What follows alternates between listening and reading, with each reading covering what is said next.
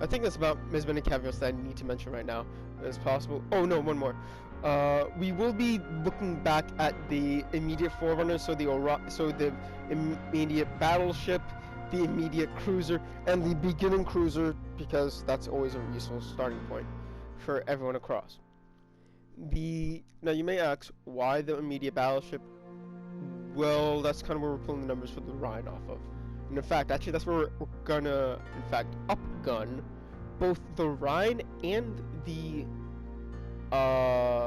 Hermes to actually be very much in the ballpark of the baseline, specifically just so I can dunk on the Hermes some more. And why the cruiser build? Because they're the first, and why the immediate forwarding cruiser to the battleships? Because they're the ones that get torpedoes first. It's as simple as that. Or for the most part, I think the Tenerife actually has torpedoes first. I think, or no. Yeah. But I'm not doing that. I'm gonna keep the Kuma because it's just easier to run line on line on line. And to be fair, they're about the same anyways, so we'll call that a wash there.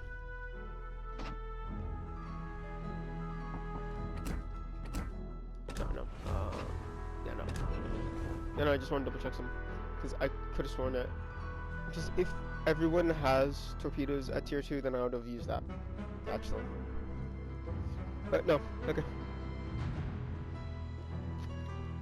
Now, with all that being said, finally, let's get into why I hate the Hermes. And let's start, I think, actually, with a little bit of history. And this is going to make no sense without the baseline, but actually, you know what, no. Let's go with the baseline first. So, the Langley and the Hosho. So, the Pacific Theater. These two are the two that I have the most experience with in World of Warships Legends as an aircraft carrier commander. Quickly followed by the Ryujo and the Ranger. And if we're talking about in terms of honest-to-God practical theory and very little about much in practice now. Especially on the Ranger. But here's the thing. We're keeping them as baseline for a very good reason. And we're gonna have, and I'm gonna have you keep a track, and I'm gonna have you keep track of certain numbers over and over again. So let's start with, let's go to the overview actually. Stealthy aircraft, feeble aircraft. What does that mean? They're lightly built aircraft, so anti-aircraft fire is going to be more effective against them. And in fact, that's about right. Two good hits take out a Japanese aircraft. 3 moderately good hits take them out. Okay, let's compare that to the Americans. If the overview, slow aircraft, but tough aircraft, which means that that means that they're not fast, but they can take hits. And in my experience, 4 moderately hit anti-aircraft will take out an American plane, whereas 3 really good hit will take out an American plane. Okay. Let's compare now to the half sisters. I'm gonna call let's call them like this. American and Japanese are full sisters, and the Germans and British are half sisters. It'll make more sense when we get into talking about why this isn't full apples to apples, but more like apples to crab apples, okay? So, the Rhine. Let's see what the overview says. We'll disregard our AP bombs. But here's what it would say if they stuck strictly to the aircraft. Feeble aircraft, but fast aircraft. These are all pretty speedy, okay? These are pretty speedy. So, they fall again into that Japanese kind of thinking of they're feeble, but fast. Okay? And now to the Hermes, where we're going to see carpet bombing. We're going to disregard that. Slow, but sturdy. And to the Britishers' credit, they are the toughest of literally everyone here, both in terms of dive bombers and torpedo bombers. The Germans are the second toughest. Sorry, no, is it the Germans or was it the Japanese? Hold on. Yeah, it was the Germans. They are the second toughest dive bomber, but no one even comes close to torpedoes. No one. In terms of health. Okay, let's go down the list and look at speed. So basically the albacore and the swordfish are equal. So the British have basically equal maximum speed for their attack planes. Okay, I'm not gonna call one knot isn't enough difference to make a difference. What about the Germans? No, there's a disparity there. Fast torpedoes, or fast torpedo planes, not so fast not so fast dive bombers. And Japanese fall in line with the British in one knot. Okay, torpedoes have it slightly fast, or torpedo bombers are slightly faster than dive bombers by one. I think in the British it was the other way around. Yeah, it was the other way around. Okay, what about the Langley? It's not even close. So here's another clique that's interesting. The Americans and the Germans have one very fast plane and a slow plane, where the British and the Japanese are, if we want to, technically we can interchange them, and it's not going to be too fast on speed alone. But we're gonna skip the next two, by the way. Don't worry. There's a reason. Notice the detectability range, okay? Get ready. And this is going to be a theme here of, and I'm going to just be straight up with you. For the most part, how you see it currently is how it's going to be across all of them. I tend to give preference to the dive bombers because generally they have a little bit more health naturally, so I give them that little bit more health. Which also reduces their detectability ever so slightly. So I'm still going to show you them all, but just keep this in mind. And also restoration time. Keep a look at those two right now, because they're going to be the fairly static point across the board, except for one, fairly obviously, and you'll see why. Well, one in each category. One is going to be very odd for range detectability, and one is going to be very odd for restoration. And we'll figure out who that is when we get there. But detectability range for torpedo bombers is 10 kilometers, and for dive bombers it's 9.6 kilometers. And restoration time for dive bombers is 55 seconds, where torpedo bombers it's 59 seconds. So I called it a minute for torpedoes, and we're just going to call it a minute across the board, by the way, and 55 seconds for dive. Okay, cool. Let's go to the Germans, since we're going in clicks like that. Notice it's the same story, literally carbon copy. So let's go from there to the Japanese. Now this is where one of those weird ones is going to be made. Notice that the restoration time is the same, but detectability is reversed, and actually it's shorter on my torpedo bombers. And that's because I have Yamaguchi set up in a way. If we look at them right now, you see that. In fact, this is also, I think, taken into account. No. Yeah, this is the thing. I think if I actually take that off, it should be fine. Let's look. Because actually, I don't know. No. Okay, so the torpedo bombers are actually naturally more stealthy. Okay, good to know, actually. For the IJN, naturally, they are more stealthy. Okay, good to know. I did not know that. But that's the only major surprise here. Okay. Apart from that, the roles are reversed, and that instead of it being the torpedo bombers, I have the, you can see them from kind of quote unquote a mile away. It's the bombers you can see from quote unquote a mile away. To the Hermes. Here's one of the reasons why I don't like it. Okay, it's got the standard detectability ranges in the standard order. But notice that restoration time. A minute and a half if an albacore goes down. And a minute 20 if a swordfish goes down. That is not good. That is really not good. Now you may say, oh, but that's not too bad. They're the toughest planes, so they shouldn't go down too often. Yeah, but here's the thing. When you recall the aircraft, or after you've done an attack run and they're coming back and they haven't been shot down, still by the anti-aircraft, because, you know, they're still going to be shooting at them, it still takes them a while to come back to the carrier.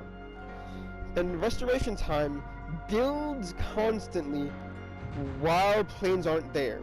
So if, say, one was shot down, coming back, or during the attack run, well, now you're pulling from a pool of restored aircraft, or freshly brought up, technically, depending on how you want to look at them, or from planes that have just returned.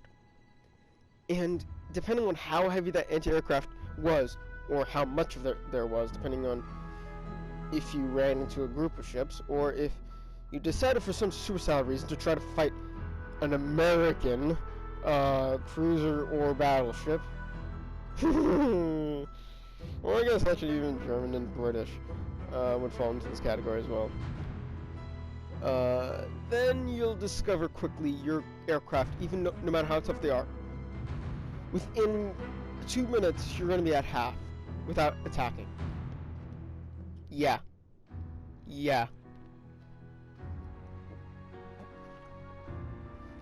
And God forbid you find the enemy aircraft carrier and that's the first target you decide to strike. You get one attack off and then all your planes are missing. Yeah, don't do that. Let's now go down to damage. And this is now where I have to be careful. Because this is now where I have to start mixing and matching to be on parity with everybody at all points. But we're going to first read straight run numbers.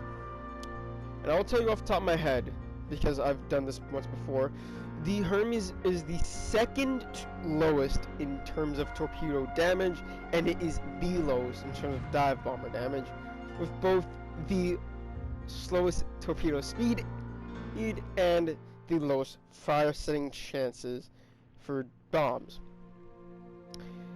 However, they're not the, and I mean technically they're also the shortest range, but we'll cover that because this is where now grouping comes back into parity. In fact, grouping is going to be where I read off here. So we're going to go back to Pacific Theater because this is our baseline. This is literally the baseline. Okay, this is the initial reference point for me, and for a lot of people actually. So let's read off the Langley first, and we get 55. We're gonna roughly round up to 70. So 55-70 torpedo damage at maximum, which really is, call it about 5,000 in practicality. And AP bombs, and bombs that are nearly 10,000 or nearly 40. So actually no, this is a round number actually. 4980. Okay, that's respectable. In fact, actually, I think you don't see that kind of HE damage. Yeah, you don't see that anywhere else. I don't think you do see that anywhere else. Yeah, no, you don't.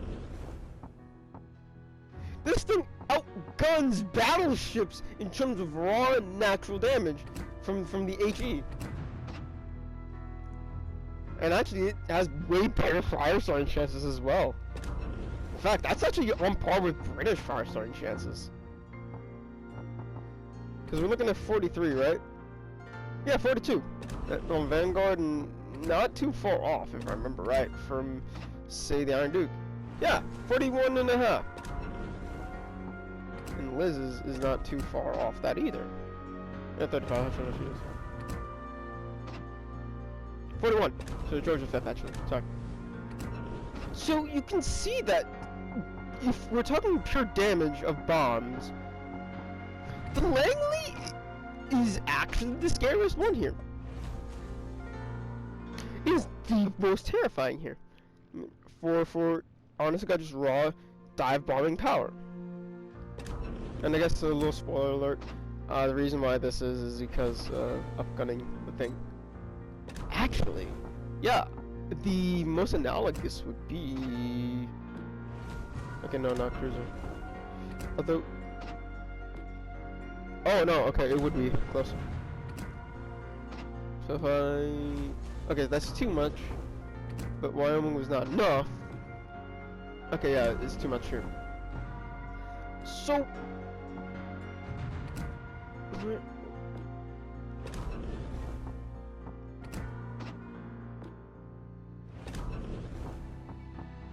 I'm trying to find, like, an RAP shell that would be about right for it. Yeah, so it's about as about as devastating as a Wyoming. In all honesty, the damage that you can get from a Langley dive bomber, if it goes to maximum damage.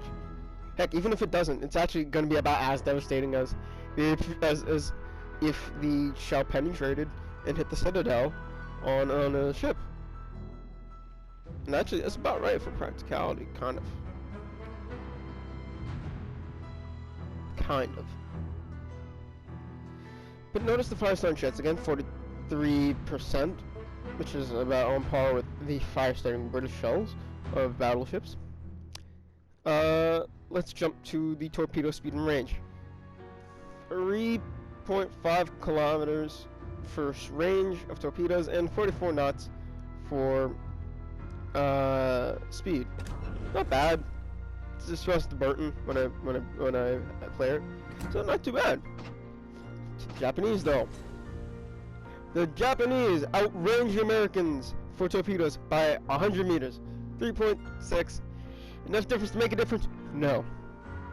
Maybe. I say that, but in all honesty, no. With how you normally use torpedoes, aerial torpedoes, you're putting it basically up to as soon as it arms, it should hit.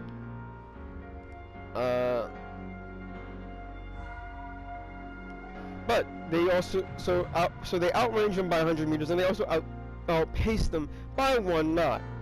Again, enough difference to make a difference? No, not really, but maybe if you need it. But this is not where we get to actual comparable damage here. Actually, the fact that I brought battleships actually makes this a little bit easier, I guess, later on. By the way. So, torpedo damage, it's fairly substantial. So what was it, 55 something, 5570 is what we called it on the Langley, and it's 5870, so 300 more for the torpedo bombers of the IJN. Again, enough difference to make a difference? Maybe.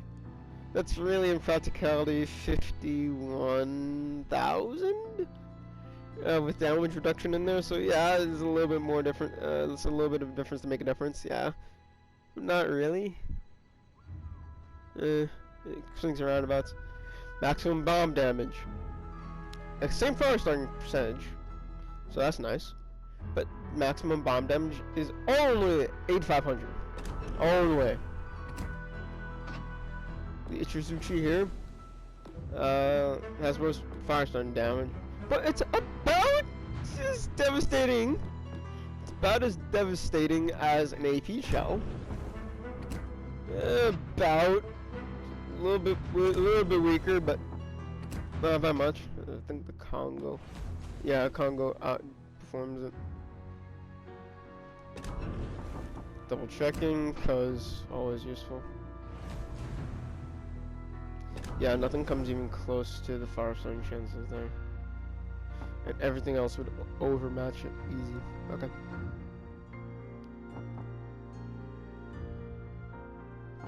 So, let's go to the Germans. And now this is where definitely we need to first look at the battleship damage. And this is where we're going to keep... So we're going to look at two numbers here. Okay? We're going to look at two numbers. And we're going to mix and match depending on how much closer do we want to get if the Germans went to HE bombs instead of AP bombs. Because German aircraft carriers carry armor-piercing bombs, not high-explosive bombs. So, let's go with this quickly. Wrong no! Damn it! I'm doing this fast enough. Okay, so we're gonna go with... So, 3,500, that's... it's low. So, in theory, we could take this and about double it, and we would be fairly safe in saying that's about right. Okay, but in this case, we're not going to do that because, well, actually it puts us fairly comparable for something else that we're going to see a little bit later on with the British. So we're actually just going to read straight here the numbers for maximum HE shell damage and fire setting chance. So 23% fire setting chance. So if the Germans started using HE bombs, they would be not the best. Actually, they would be the worst of the fire starting chances. And they would have not the worst. They would actually have the second to worst bomb damage. Maximum HE bomb damage. Okay? And specifically, that's why we had to put in the caveat about we're going to look at battleships in here. Now let's go to the Rhine. So, torpedoes. 4,500.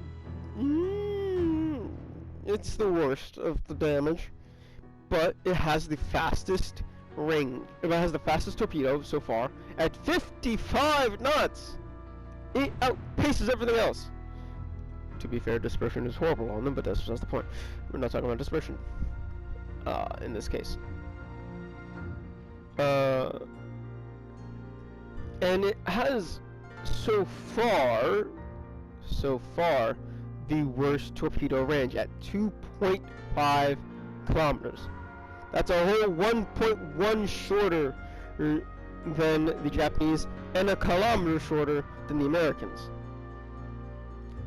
But again, the speed really makes up for it, because that means you lead less. So that's nice. Okay, now this is why we had to go again to the to the Kaiser for bomb damage.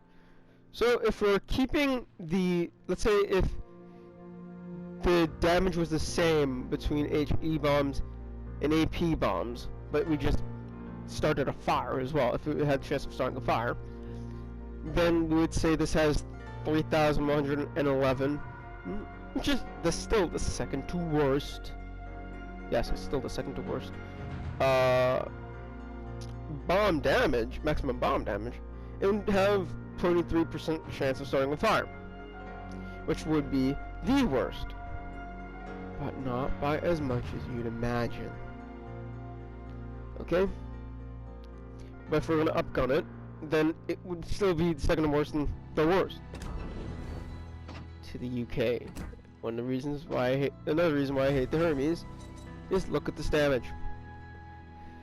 Fire starting chance is 25%. 1 out of 4 bombs will start a fire, and in fact, it's less than that. It's like more out of like 1 out of 4 bombs on 1 out of 4 planes. So that's 20. So it's 25. So it's 0.25. Hold on. Divided by 0.25. No.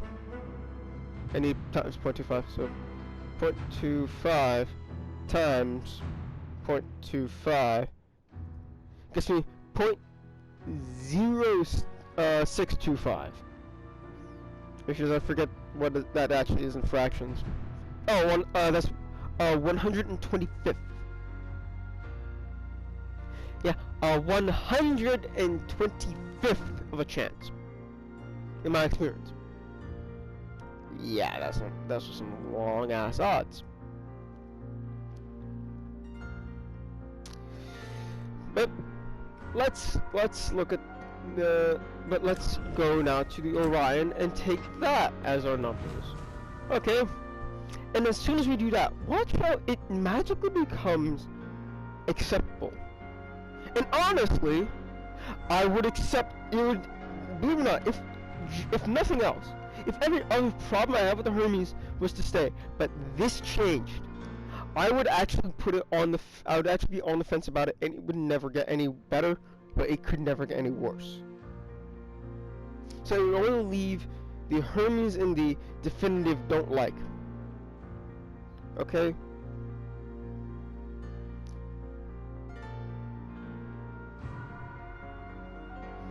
But it doesn't do that, but we're not getting that, so womp womp. So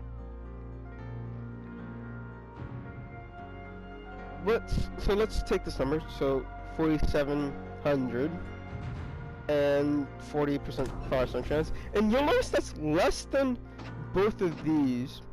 It's less than both Japan and U.S. in terms of Firestone chance, but only by 3%. That's not enough difference to make a difference.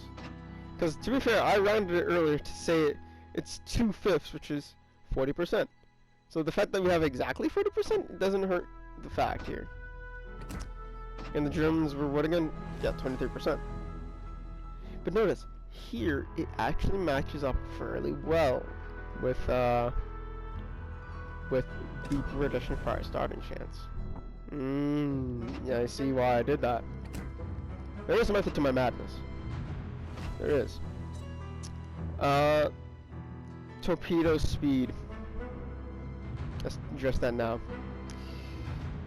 We just saw the drums again. That's 15 knots. That's 15 knots slower the British are. The Japanese are 45 knots, and that means that the British are 10 knots slower than the Japanese, and the Americans are 44 knots, which means they're 9 knots slower. And that means you have to really, really, really lead them. And I'm not joking when I emphasize the 3 relays. So, let's look at torpedo range. Now you'll notice that, yeah, the British are now officially the shortest in range at 2.4 kilometers. That's 100 kilometers shorter than the Germans, but that's also why I grouped them together. Enough difference to make a difference in the Atlantic theater? No. Well, maybe, but no. Again, there are those times when it's like, I wish I had that extra 100 on your torpedoes, but that's basically, anytime you run torpedoes, that's kind of just what happens. It's like, damn it. That moment of, I wish I had that little extra, because I would have killed that battleship or whatever.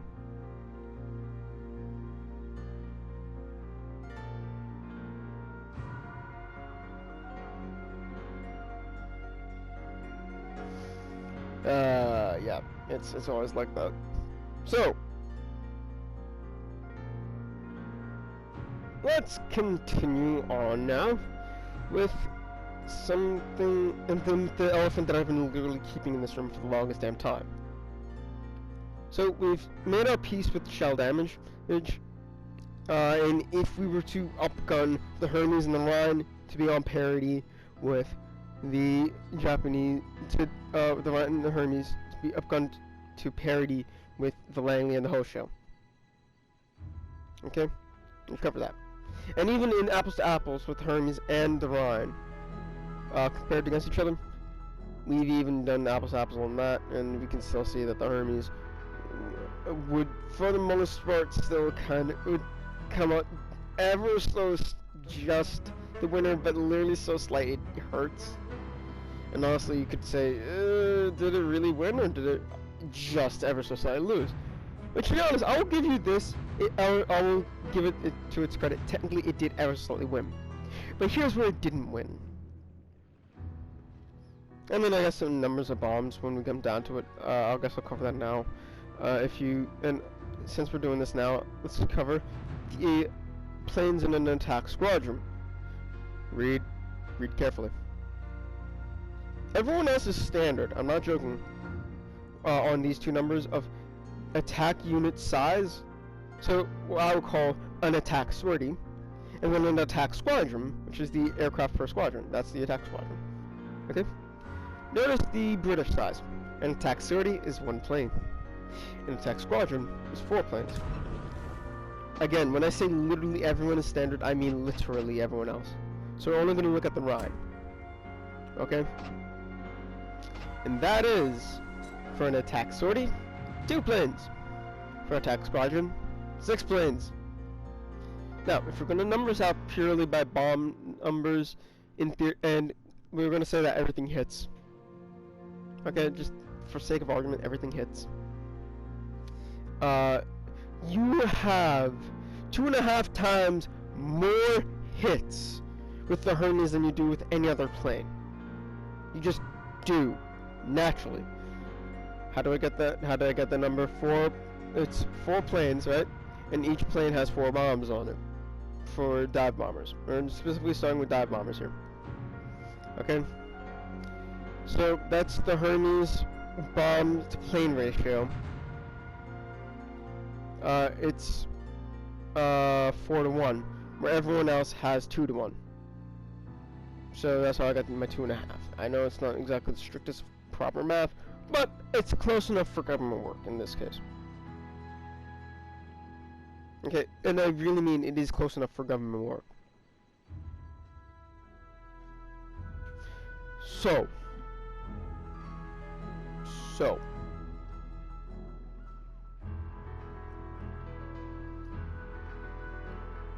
now we come to the one that actually is the more important one, and that is the torpedo numbers.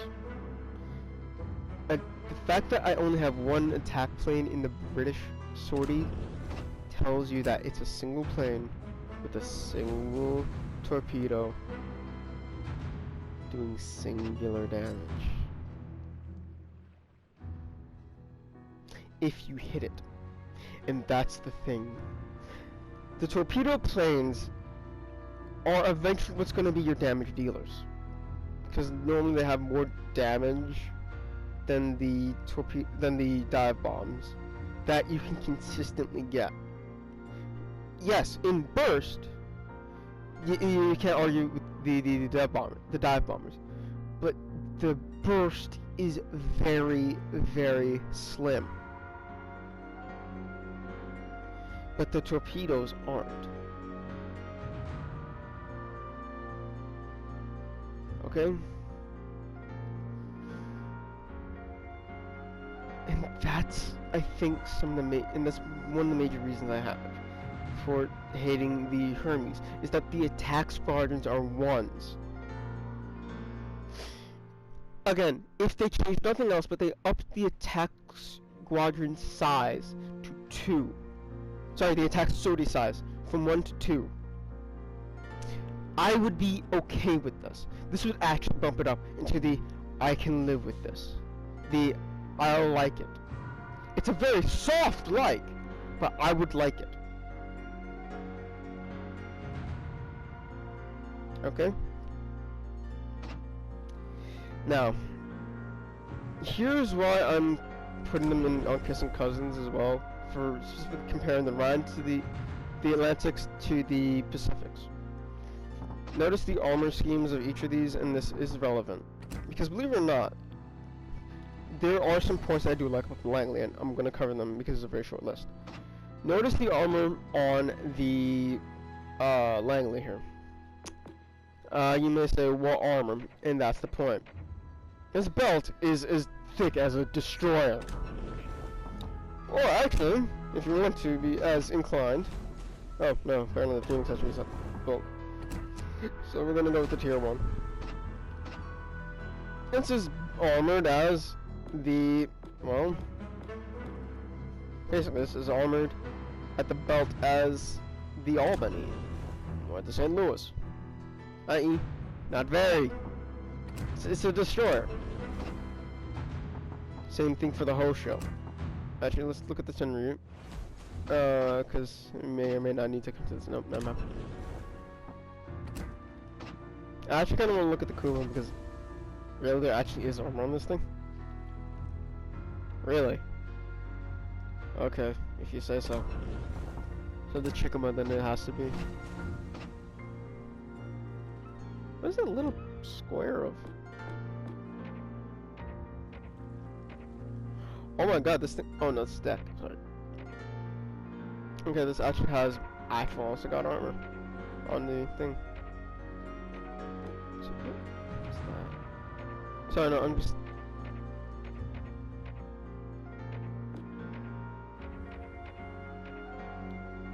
Aftern plating. Okay, weird.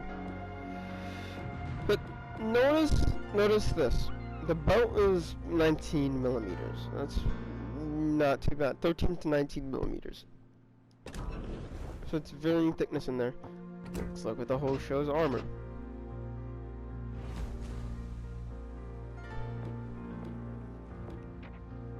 And that's coming. Belt armor is 13. They're comparable to the Americans, and that is also 13. These are basically as thick as a destroyer. And I guess I'll throw in a destroyer here just for sheer reference. Okay. No. Superstructure. Yeah, 12 to 13. There's nothing on this destroyer that is greater than 14 millimeters. Nothing. And that's kind of how you'll see it across all these destroyers at the lower tiers. But notice something as soon as we get into the Hermes and the Rhine. And actually, let's start with the Rhine. Okay. And I'll explain why this is. Notice the armor now. It actually has armor. We have an armor belt of an inch, which is 25 millimeters. Right here on the torpedo protection. And on the honest to God, okay, I would say the Citadel, but Citadel is too far down. And hilariously, the Citadel actually is, there's a little square right there that right near the steering is quote unquote the Citadel armor that we need. But no, here's what we're looking for. Auxiliary room, the plating, 25 millimeters, it's an inch. This is an armored carrier. It's not a heavily armored carrier. It's what I'll call a Conquer-built cruiser.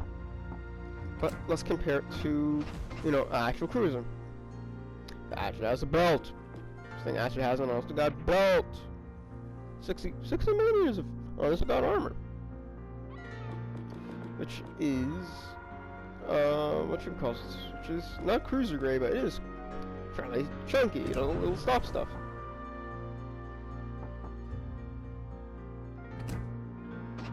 If you want something that thin, of an inch, I'm trying to find a ship that has something that thin of an inch. Okay, relatively speaking, the Z-23. Relatively speaking. And when Dresden is that light. Which is actually interesting. I'm actually trying to find one that has basically the main belt that is German, that is that light. And I can't easily find one because it doesn't exist. Okay, no, here it is. Okay, you have to go higher. But then again, I guess technically that would be... No, the armor belt. The upper end of the armor belt is 25 millimeters. Okay? So, that strip just above the waterline is basic... Actually, no, the part that is actually above the waterline, actually, is as thick as the Rhine's main belt. It's fairly high above the waterline. Remember, it doesn't have this, right? Yeah, no. Well, guess what? If you're at a hazard of gas here, actually, okay. Yeah, we're gonna work off the Devonshire.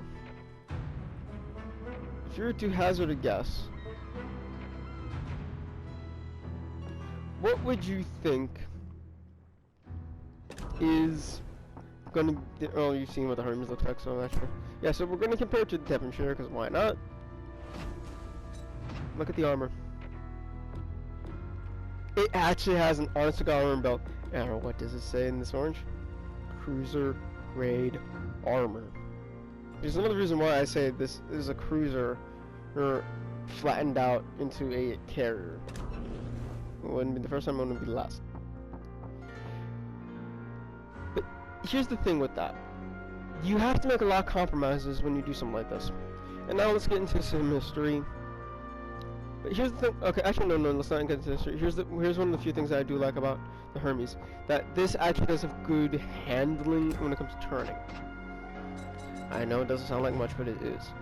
It's relatively fast for what it is, and it's fairly maneuverable, and it has a fairly nice turning circle. Let's compare it to the Rhine and the Hoshio and the everybody else.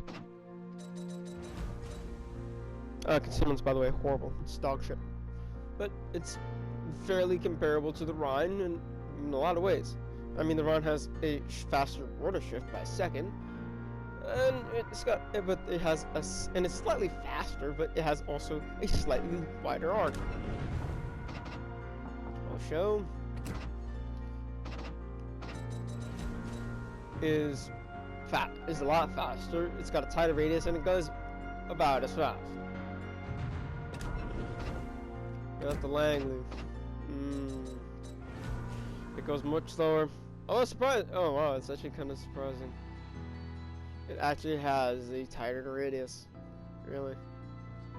F always feels like a country mile, but then again, it's so slow. I think that's why. Its rotor shift, I think, is about on parity. Hold on, let me double check. That was 9. Okay. Oh my gosh, it's a faster shift.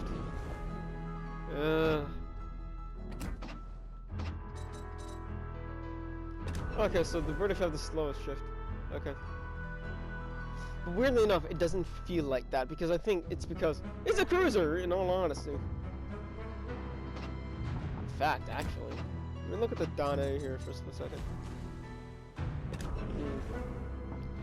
Actually, I think it would be more appropriate to pull up the Devonshire. Yeah. It's more appropriate to pull up the Devonshire in terms of radius and not so much shift, I guess.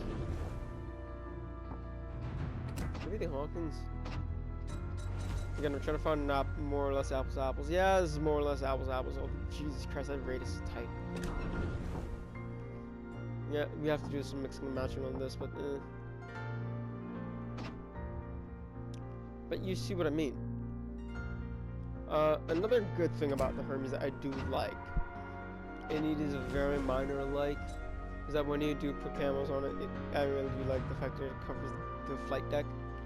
And also, but the fact that I need camos, in all honesty, if you've heard my opinions on camos on carriers, unless you're going on a particularly small map like Polar, you don't need them. But the Hermes you do, because the detectability is fucking dog shit. It is. 10.6 as standard. And this is with the captain, by the way.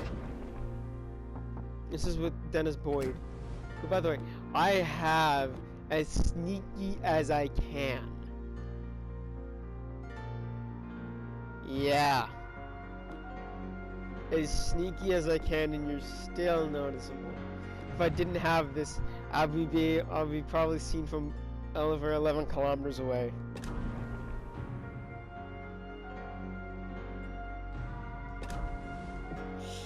Yeah, not good. But then again, that's what we get from compromises here. This is a compromised naturally ship because it is a cruiser hull that they've flattened. Notice the lines of the Hermes, specifically at the hull of the hull. Take a good look at it right now.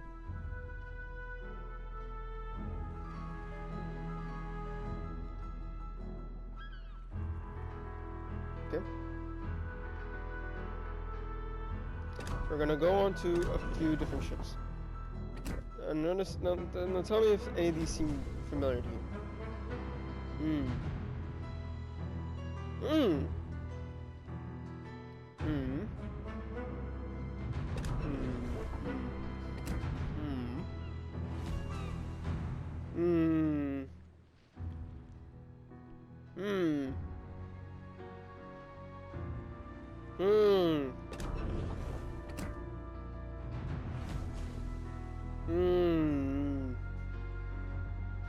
I'm slightly up playing this for dramatic effect, but I think you're getting. I think you can pick up what I'm putting down here.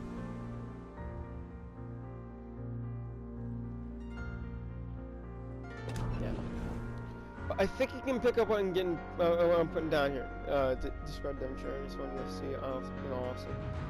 The Hermes is based off of a seaplane tender of British design, but it is, by all stands and means, really, a cruiser hull type.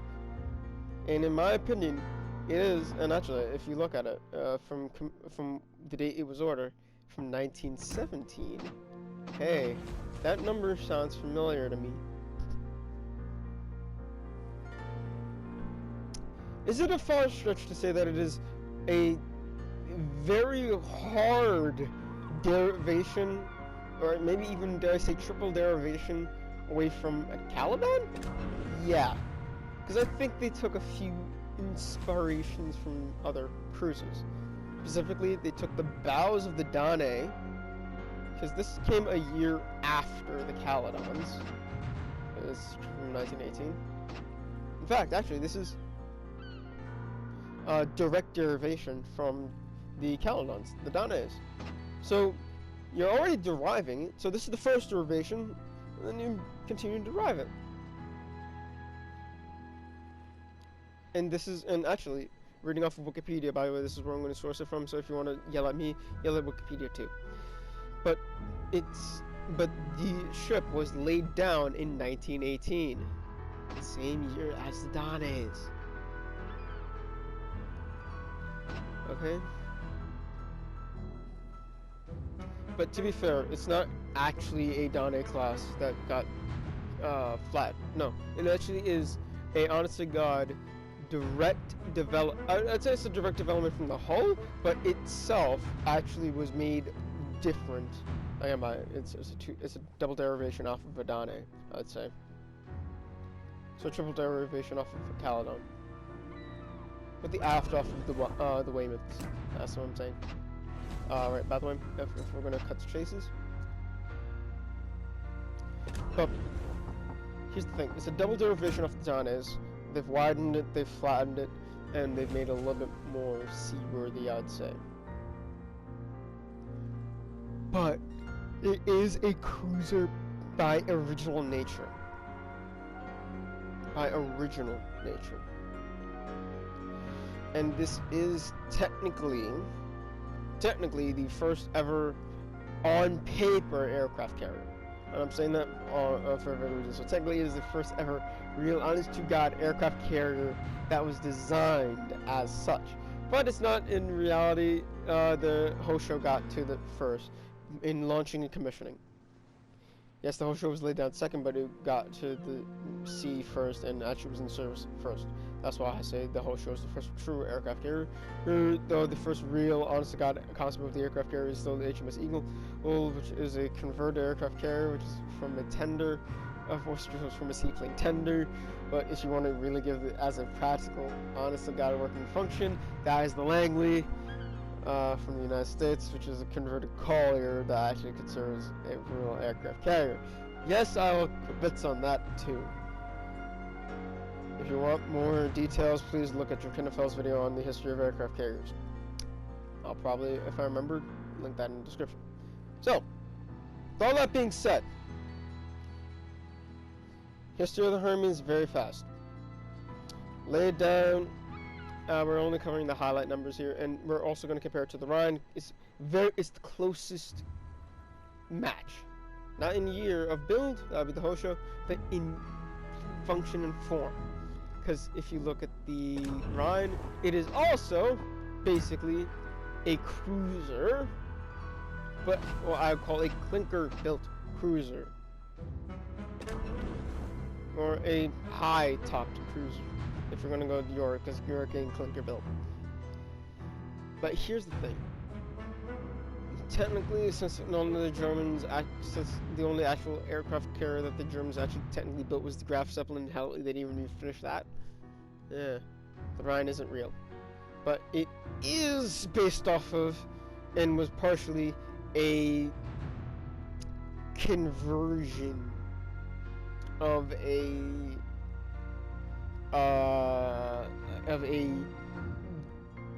civilian sea liner. So that's why I was like, okay. So let's cover the Hermes first. First design derived in 1916 sorry, hold on. Let's cover this properly. First derived from a seaplane carrier design in 1916. Its derivation took a couple of years, and we get to the point of it was actually laid down and final design. Okay, final design was completed in 1917, which is when they ordered it. The order took about a year, a little bit less than a year, to actually get into laying down, which was in 1918, and its launch was in 1919, and it commissioned in 1924. Russia had very much been in service for a little while by this time, but it had initially as a classification a training ship, but it would get in 1938, but it got reclassified as an aircraft carrier in 1939, just before the war started, about a month before, in August. Okay?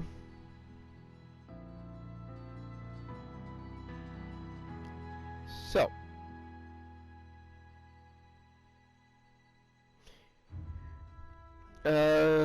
we're not going to cover its service history, really. We just need to know that this was, so whenever we face the Ho show, it's literally two of the oldest, depending on who you want to see it, and the second oldest, depending on how you want to see it, fighting for supremacy in the Pacific. Yeah. And to be fair, they did fight in the Pacific, and the Hermes lost the fight. It was sunk in the Pacific. So, blah. But let's cover the Rhine history. The Rhine's history, which is basically an argument for it's the Europa heavily modified. Okay, so we're gonna do this very quickly. And that, again, since the Germans actually never technically built a carrier, I mean, they did, but they didn't. No, they didn't really.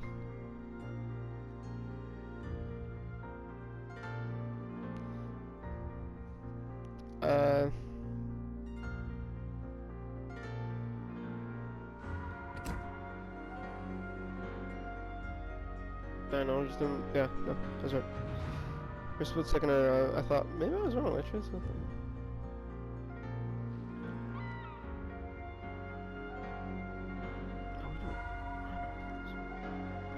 Okay, so, we're going with, these are the 1942 I class of aircraft carrier. Because if we read from here, year design 1942. So, it's fairly safe to say, because if you read off the Wikipedia again, yeah, crucify me. Conversion planning began in May 1942, and had the conversion been finished, you would have been the largest German aircraft carrier, longer than the purpose-built Graf Zeppelin class aircraft carriers. Okay. But the work was cancelled in November of 42. Sound familiar for this one? And to be honest, this is a civilian liner, by the way. Reading directly from Wikipedia again. The German aircraft carrier I was a planned conversion of the transport ship Europa during World War II. The loss of the battleship Bismarck and the near torpedoing of her sister turrets in May 1941 and March 1942, respectively, he spurred the Kriegsmarine to acquire aircraft carriers. Europa was one of several vessels selected for conversion into auxiliary aircraft carriers. As designed, the ship would have had an air complement of 42 Bf-109T fighters and 18 Ju-87C Stuka dive bombers. Now, does that sound like the air complement here? Yes, but no. You see, the Navy was much more into Arados than the Army was, and it could change things around. But to be fair, it's whatever the hell we could get our hands on. Because as much as we like Arados and stuff like that, well, as much as we like Messerschmitts and Junkers, we get what the hell we can get our hands on. And the Henkels and Arados, they are more in line with what we have on hand. Okay, so plausible deniability there. Okay, I'll give me plausible deniability on that one at least. Please. Because remember, the Arados actually are the aircraft of the spotting aircraft of the Kriegsmarine at the time. I mean, it was on the Bismarcks. It would have been on the H classes as well. It was on the Scharnhorses, I believe, as well. Arados and Henkels. Which I think the Henkels were on the Scharnhorse class. I know the Henkels though definitely were put on the cruisers. So it would be in inventory, so that's what I'm saying. It's not too far of a stretch. That's why.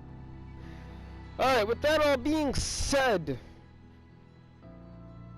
civilian ships of the time have about an inch thickness of metal as their hull form all around.